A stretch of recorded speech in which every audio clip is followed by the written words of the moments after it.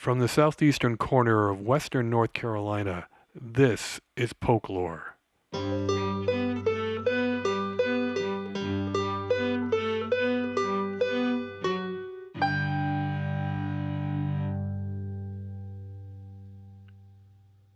I'm your host, James Hernishin. So far in this series on education in Polk County, we've heard from a teacher and a student. But right from the start, it was clear that this series wasn't going to be complete without a talk with Aaron Greene, the superintendent of Polk Schools. Before taking over the top job 6 years ago, he was assistant superintendent, and before that, principal at Polk High. It's probably safe to say if anyone has their hand on the pulse of public education in the county, it's Aaron Greene. But these days, school administrators have a lot more on their plate than just managing teachers and developing lesson plans. Schools aren't just places students go to learn the things society has determined they need to know. They're also a source of nutrition for kids whose families are having trouble putting food on the table, and a safe place for those whose home lives are not as safe as they should be. Polk schools, like so many other school districts in this country, are a vital part of the social fabric. Right or wrong, that's been true for years, and those kinds of issues are now part and parcel of the job. And then came COVID-19. Unlike some other states, North Carolina handed the job of responding to the pandemic to each school district.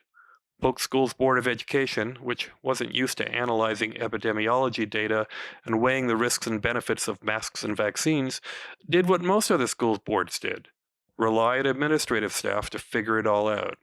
It was, to put it mildly, a difficult couple of years, and the board wasn't always willing to take their superintendent's advice. But Aaron Greene survived, which is more than you can say about a fair number of superintendents across the country. We talked in his office a few weeks ago. Aaron Greene, superintendent, welcome to the podcast. Thank you very much, James. It's a pleasure to be here. Honor.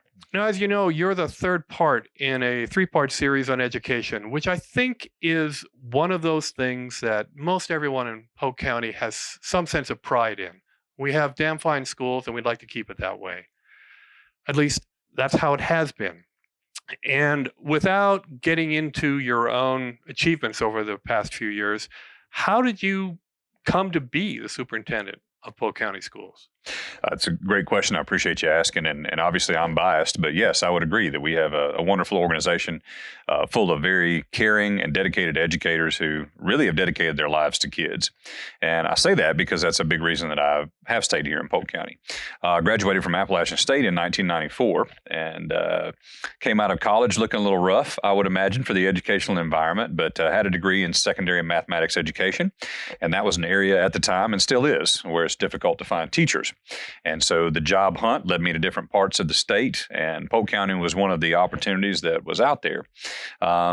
I can distinctly remember driving down from Boone for an interview, and I saw the "You are now leaving Columbus" sign before I ever saw the "You're entering Columbus" sign. And that was after I had to ask directions to get from Rutherford County on to 108. And so I thought to myself, this reminds me a lot of where my grandparents lived in Deep Gap, North Carolina. Small community, a place where people really do look after each other. Sure, we're a little bit quirky, but at the end of the day, it's a place where those relationships and the things you do with people can make a difference. And so I felt that from the start. Felt very comfortable here. Really enjoyed teaching math. Loved the kids, and frankly, educators changed my life. My parents got divorced when I was very young. My dad died when I was a teenager. And so throughout that time in my formative years, educators really played a large role in my development. And so I'd always wanted to give back, always wanted to be that for a kid, for a student who might have the similar situation or circumstances. So I also noticed that there weren't a whole lot of people who wanted to step into leadership roles. And I don't know whether I just have a big mouth or I'm somewhat opinionated, but people kind of pushed me and urged me to go that direction. I have to give a lot of credit to Susan McHugh and Bill Miller as mentors for me. They definitely pushed me and challenged me over time. And so you're talking about your two predecessors. Predecessors, yes, sir. Absolutely. The former two superintendents. And, Susan was actually the superintendent that hired me. And I'm sure she had some trepidation about that. And hopefully, over the years, I proved to her that was a good decision. But outstanding educators, and they truly changed the culture of Polk County schools. made it more student focused, more achievement driven than it had been in the past. And if you think about what they came into, it was the consolidation of a city and a county school system, which can be rough. So I commend them for their work, but that was really the inspiration for not only staying in Polk County, but maybe seeking to play a bigger role. High school principal, one of my favorite jobs of all time. Loved being the Polk County High School principal.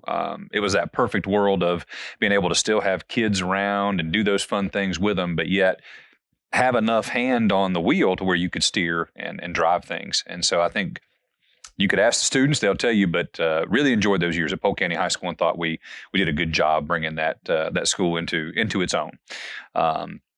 Things, once again, started by Bill Miller and Susan, but just a great opportunity. Now, why they moved me up to superintendent, I have no idea. I assume it's because nobody else wanted the job. But well, anyway. there's probably a little bit of truth to that. I mean, in Polk County, you only have 20,000 people, and there's only so many people who are of the right mindset and disposition to assume leadership roles. And sometimes you end up doing 2 or 3 different things because people have identified you as leadership candidate material. It doesn't mean that you're not among the best among your counterparts across the state, but all I'm saying is that it seems like a lot of times you don't have to be too ambitious to end up at the top. Especially I think in a field where that's not always the most desirable place to be. You really are kind of on a tightrope, and you've got all these forces around you pushing and pulling. It can be at times a political landmine, and you're dealing with people's most prized possessions, right? People love their kids, and that's everything to them. And so when you're making decisions about their well-being, their future, how they're going to be educated, people take notice with that. So, but no, I felt very fortunate, and I can distinctly remember the board asking me in the interview for the superintendency. They said, well, what will you do if you don't get this job? And I was kind of dumbstruck. I'm like, well, hopefully I can stay here in my current role as curriculum instruction director. I don't want to leave Polk County. But I told them, I said, look, I never wanted to be a superintendent of schools, but I want to be the superintendent of Polk County schools because A, I felt like I could continue to take the district in a forward direction. And B, I didn't want somebody to come in here and change the culture that we've established over the years. So that continuity of leadership was something from a board perspective and a leadership perspective that I felt I could continue. And I've certainly been fortunate to be in that role. But to answer your question, a long way around the end, what's kept me here in Polk County and what's really driven me to appreciate, my position is the people of Polk County, the families, the day-to-day interactions I have with the wonderful citizens who, as you said, up until recently, we haven't been that divided, but even now, just great, great people who care about kids and care about each other and truly make a difference in each other's lives. So one of your primary motivations was to maintain the status quo, keep things going the direction they were going, because things were pretty good. Yes, sir. You brought up, though, the metaphor landmine, and it's almost like who could have predicted the kind of decisions, the kind of discussions you would be involved in over the last couple of years. First, thanks to COVID, which seems to have unscrewed some kind of bottle and let out a lot of, I don't even know what the word is, but inhibition has been released. And suddenly people are willing to say things in public, in front of school board meetings, for instance, that they probably would have kept to themselves a few years ago. So you thought you would be running schools. You thought you would be overseeing hiring and firing of faculty and helping develop curriculum, implement state guidelines. And then suddenly we're worried about masks and quarantines. Yes, sir. And after that was kind of settled, now we're talking about banning books and how do we handle the existence of trans students who have always been there, but now we are dealing with it in a more open way. So these are not challenges you were ever anticipating dealing with. No, not at all. And I think it's appropriate to bring COVID up in that conversation, but I'll make the argument that this started happening before COVID. And I think if we all take a look back, we have seen our political system become more and more polarized. This is Aaron Greene's opinion, nobody else's, but it seems to me that, over the past 10, 15, 20 years, you almost had to be more extreme than the person before you to get elected. And so I think people have taken those stances, and I will say human beings may or may not react in a specific way when a crisis hits. So sure enough, you've kind of got, if that's the way we're trending, and then you've got COVID, which is the perfect storm, and you've got politicians, and I won't name them because they're on every side of the spectrum, that love to scream and shout and holler and degrade people, then if those are our leaders, we are going to fall right behind them and do some of those same things if we aspire to be like our leaders. So I worry about that. And I actually made a very concerted effort from the beginning to do things like think slow, to calm down, to try to make sure that we are focused on our goal and our mission, which is to help kids and take care of, their future trajectories, and stay in my lane. I think that's a big thing for me. What exactly is your lane, though? Because I think it might have changed a little bit. Well, they went to a 4-lane. I can tell you that. That's a great question. So if you look at the superintendency from a pure positional analysis, I am literally secretary to the Board of Education, and I am here to implement their policies, implement state, federal guidelines that we have for schools, and to make sure that, frankly, taxpayer money gets a good return on its investment. At the end of the day, Aaron Greene views that particular charge as making sure that we do everything possible we can for kids to make sure that they're safe, that they feel good about their place in the world, that they have an understanding of the basic skills and knowledge that they need to be successful in the future, and helping connect them to what that future might be. And so that manifests itself in all kinds of different things. We can talk about budget, we can talk about policy, we can talk about the personnel side. But at the end of the day, it really is, managing the day-to-day minutia, mess, and keeping that away from our teachers and our staff members so that they can serve kids. I joke a little bit about it. It's something we've talked about at the central office level. My job is to keep the state and federal government and, the crazy stuff that's out there at bay so that our people can do good things for kids. It's also my job to make sure that I'm interacting with the right entities in the community, whether that be county government, nonprofit organizations, faith-based community in our area. Anybody who, A, can bring resources to bear, or B, has a stake in children's education in Polk County. So I need to be that person as well, to know what's going on in our county, what resources are available, where maybe we need to steer a different direction. But ultimately, it is a very comprehensive and volatile position to be in for anybody. And all superintendents would tell you that's gotten a lot crazier over the last 2 years. Well, certainly, almost everywhere in America these days, superintendents are under enormous pressure from communities, maybe to do things that really aren't appropriate things to schools to do, or to stop them doing things that are appropriate for schools to do. And does that mean that you are feeling like you have more power or less, thanks to this new expression of community demand? Mm. Yeah, I think it's a good question. Any quote unquote power that I have from a positional standpoint would come directly from the board. And so you have to keep that in mind, right? So I can't go out here doing whatever I want to do without making sure that I feel like my actions and my intentions are aligned with the Board of Education. There's also a certain amount of allegiance you need to have to your own morals and principles. And there are red lines that I won't cross. And so I think I've made that abundantly clear to our Board of Education over time. But I'll go back to that other analogy. It really is straddling the fence, and that can hurt sometimes when you straddle the fence. But it's to make sure I understand that regardless of how I feel personally, that we have kids and families from every walk of life, from every belief system, with maybe completely different goals and aspirations. And I have to remember, we have to have them all in the same place. They have to get along, and we have to create comprehensive programming that's going to help their child be successful.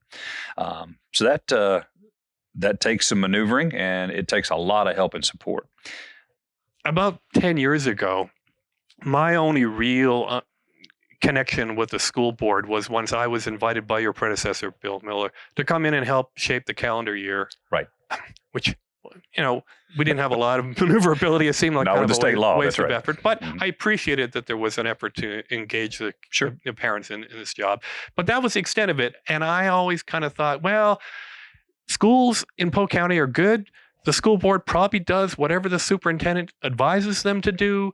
And I wouldn't call it rubber stamping because that wouldn't be fair.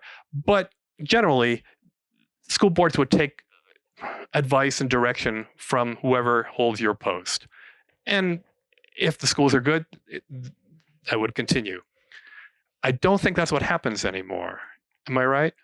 I think that you have hit on something that we talk about a lot in our profession, and that is a frustration from the start when I got into this, into educational leadership, was that we're one of the few professions that aren't governed by our own. We're governed by lay people, and that's fine. By elected officials, that's great. But whether you're talking about the state legislature or your local board of education, we're subject to the whims of that particular set of individuals, and they may or may not have any expertise in the educational arena. And so it's frustrating, sometimes. Doctors are governed by a board of doctors. Lawyers are governed by a board of lawyers. And so these other professions you see out there at least have people governing them who have an understanding of the environment that they're in, have knowledge of the things that they face. No matter how well you try to inform a board member of what's going on inside of the public education system, they're not going to have the knowledge that the people working in it every single day have. I will say that over the years, Polk County's Board of Education has been one that I think has been very focused on a singular mission.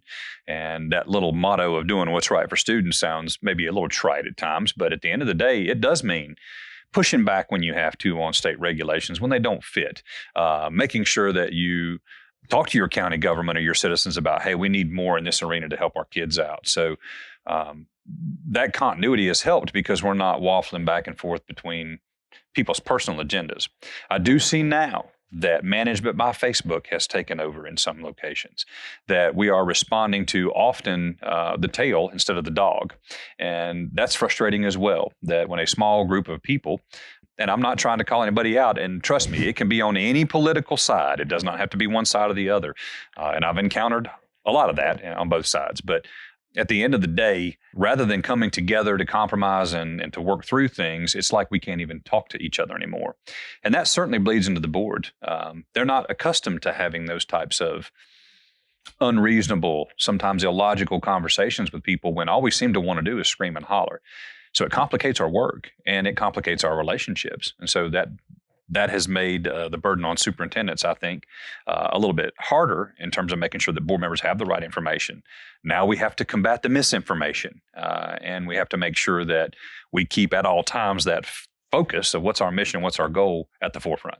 Well, I'm really glad you brought that up because that's really what I want to talk about is how do we get back to a place where people understand the limits of their own expertise, are willing to defer to those who do have the expertise in the subject that we're talking about today without tearing the whole system down. Because, COVID is a perfect example.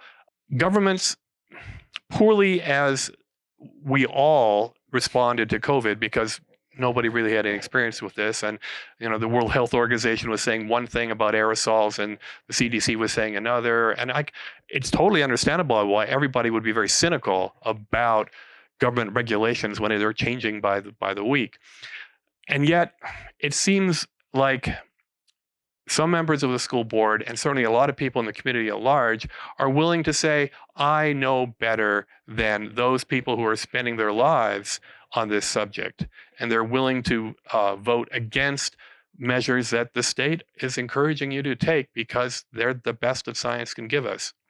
It doesn't seem like a way to run a board and run your schools. I would actually not push back on you, but push back on that. And I'll say this, that decision should never have been the Board of Education's. It should never have been placed on those individuals. They don't have the expertise. They don't need to be in that particular world. And, behind the scenes, I can tell you that there were probably many boards of education and many superintendents who had that very conversation about we shouldn't be having to do this. Yet here we are.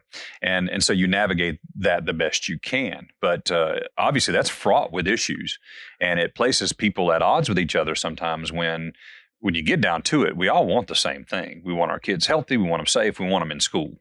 And it's unfortunate that I think because of this division, because of this polarization, and because we've been taught to scream and holler at each other rather than come together, that's the way that people reacted. And I do worry about social media. I know there's some great documentaries that have been done out there, but that's something that, young in my earlier career, even as a principal, it wasn't to the degree it is now.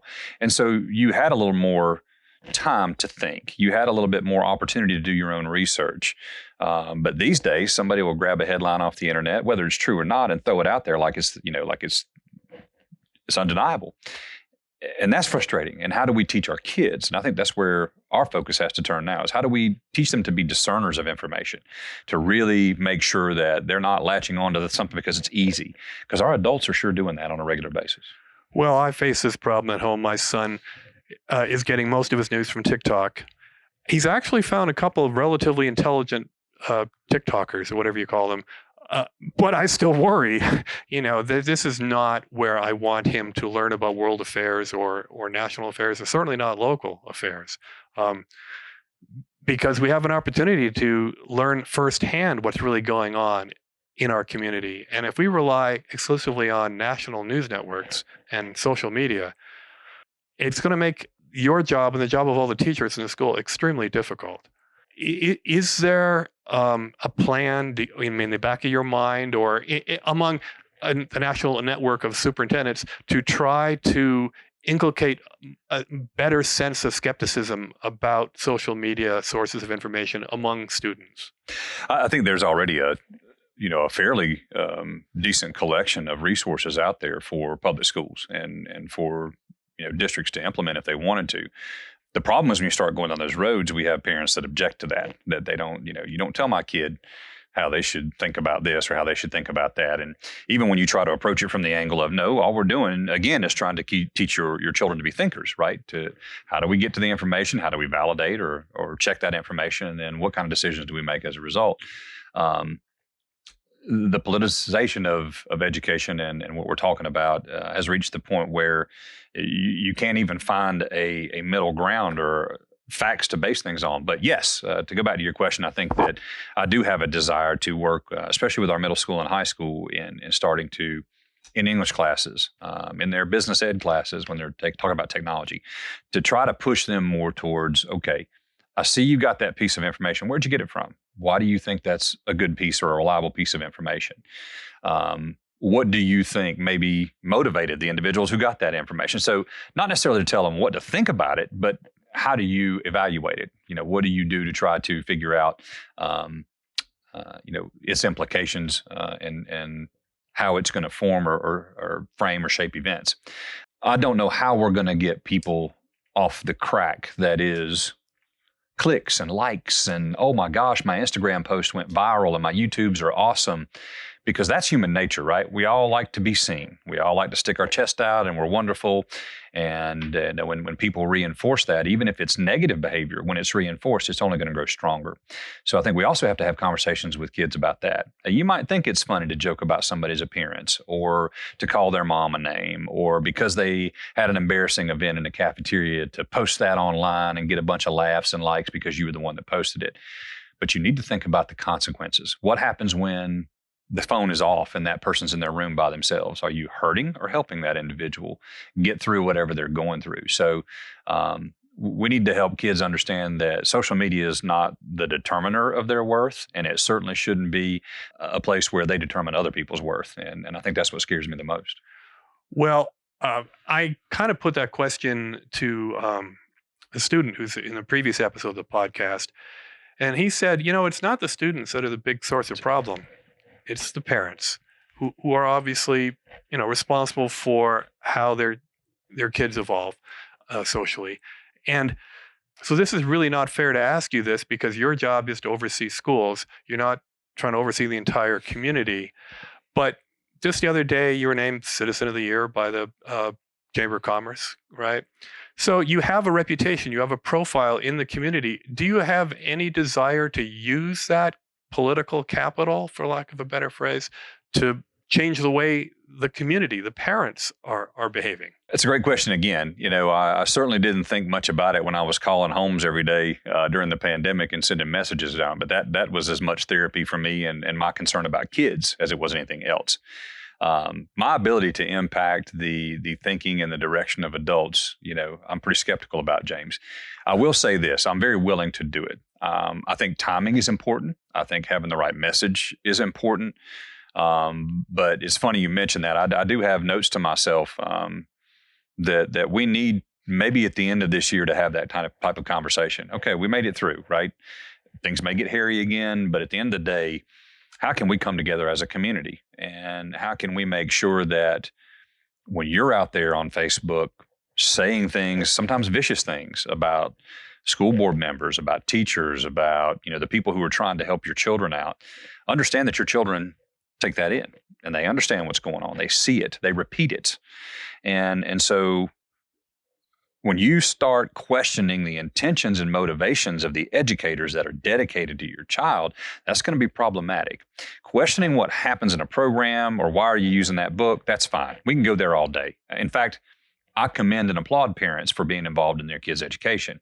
But when all we're doing is hurling insults and questioning the intentions behind what truly is a public service job that doesn't get paid a whole lot, it's discouraging. And so if I can get a message out there to that effect to say, please be conscious. Your words have power. Your impact on your children is so much greater than you think. They're looking to you to be an example. And so just as much as you want educators and people who have your children in their care during the day, just as much as you want them to be responsible, certainly, we hope we can all be responsible and good citizens and models for our kids. I have to be careful with that message, James, because there are plenty of people out there, because I've heard them, they've sat right here in my office, who will tell you that they've told their kids to be very vocal, to be out front, to fight against the injustices of the world. And in their mind, I have to concede that they believe that they're right. And so how do you navigate that? Those are the delicate conversations and, again, the messaging and the timing.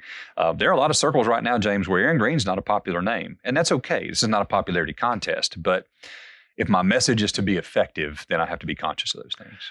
Well, one of the keys to solving a problem is understanding the root.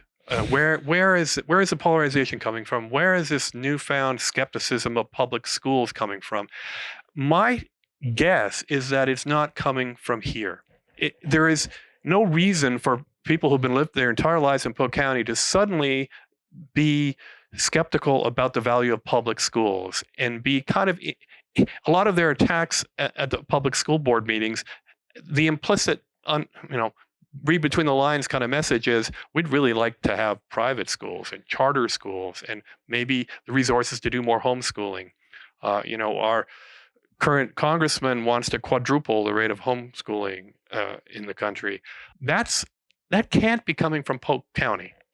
And so how do you combat a messaging campaign that's coming at the national level? It's clearly partisan based, and for some reason, it's part of the zeitgeist in Polk County. All of a sudden, is there anything we can do? Again, I think that, and I don't say this to be mean, but it's been my experience that those who know the least know it the loudest. So you have to remember that, right? That they're going to latch onto things, and if that's their 15 minutes of fame, they're liable to shout and scream and holler, whatever, as long as it gets them that attention. So I think first you got to be conscious of that. I think secondly, all you can do is try to be honest and meet people where they are. I had an individual who called me up the other day who said, "I can't believe you took the Dr. Seuss books out of our elementary schools." And, I kind of chuckled and I reflecting back on that, I shouldn't have laughed, but that's absurd. We haven't taken the Dr. Seuss books out, but because they had seen a national news show where some district in some state had had a discussion about that and that they felt these books were this, that, or the other, and so they took them out. They just supposed that was true of all public education, that everybody had done this. So I think you're right. I think for a long time, Polk County schools, our families knew us. They knew what we were about. They knew what we were doing, and they were comfortable with that. They felt like we were doing a good job. But then you get some of this national rhetoric coming down, and you hear some of these talking points that are eerily similar across the nation in different districts, and it's hard to combat it. So all I know to do, is to be accessible, I mean, I give everybody my cell phone. I give people time if they want to come in and sit down with me. Even the most staunch critics of public education, I want them here. I want to engage them in a conversation. But we also need our citizenry to do that, right? What do we want? What is our end goal as a community for our schools? That's important to us as educators. We want to know. I'll tell you this, it's very discouraging when and I'm not a conspiracy theorist, but all signs that I see out there is a legislative push, basically for public schools to be splintered, at least in this state. And I'm not trying to be critical of anybody. That's certainly a stance people can take if they would like to.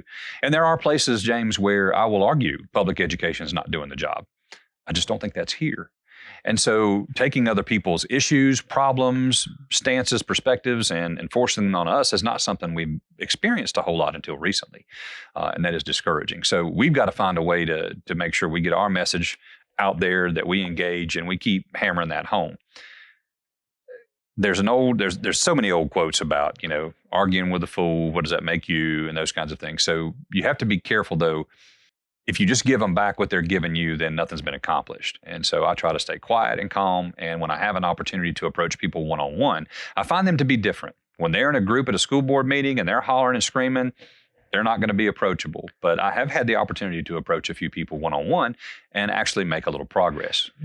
I wanted to ask about that. When you do have these one-on-one meetings, do you generally find that the outcome is positive? You don't just, say goodbye without having accomplished anything? Some. I'll say that there are some that are not, that wind up leaving us just at odds. But I do think there are folks who've come in. Again, I don't want to be judgmental of anyone. People that I would consider to be reasonable, who come in with an open mind, who really want to know, okay, Aaron, what is the situation? What is the deal with this? And they can have that conversation. I can have proof and evidence for them. Here's what I was talking about. Here's why this is not true. You pointed this out in this letter. We'll read down the letter. Right here it says why we have to do X, Y, Z. And if you'd have just read 3 or 4 lines more, you'd have known that. You don't want to be a smart aleck about it, but it's frustrating when you've done the research, but yet it's implied that you don't know what you're talking about. So that one-on-one opportunity has proven to be a good thing in most situations, and it's left people walking away thinking, whether or not they agree with all of it, at least they know we're not out here just arbitrarily making things up as we go. And I think that helps people. I would like it to be the case that people in Polk County realize how lucky they are that they have an administration that they can approach, because you find the time, don't you? Yes, sir. Yeah. Bigger districts with 300,000 students, that's not going to happen. Well, that's what makes Polk County special, right? And I think, James, that's what gives me hope. If there is a place, and we've said this about so many issues in society, whether that's mental health, whether it's poverty, food insecurity, if anybody can do it, Polk County can do it, right? Because we've got these great people here and a great community that works together. So I'm optimistic about that. And I bet if you took the temperature of most people out there, and I could be misreading the signs, but the majority of folks, I think, are still happy with Polk County schools. Well, there's some data to support that, I think. And, the national trend has been in politics to focus at the local level. Yes. And one of the parties has been very successful at that. And so there was all this worry after COVID came up, and people were very unhappy with how the school board here was, doing, whether they were following the state regulations or they were overriding them, or everybody was unhappy. And so the talk was, well, just wait till the school board elections in 2022, because we're going to get rid of that whole school board and put on a whole bunch of new people. Well, look at the list of candidates. That didn't happen. I think there's 5 positions up this year. Yes. Thanks to the salute having been moved up. Right.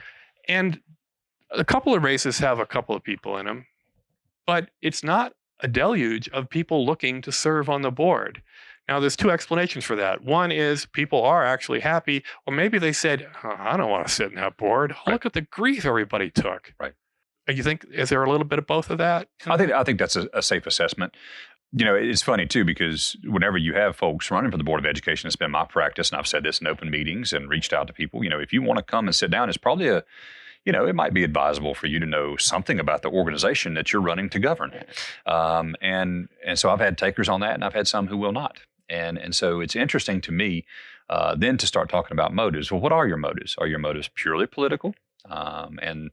We thankfully did not go the route of a partisan Board of Education, which I don't think a public service endeavor like public education should ever be partisan.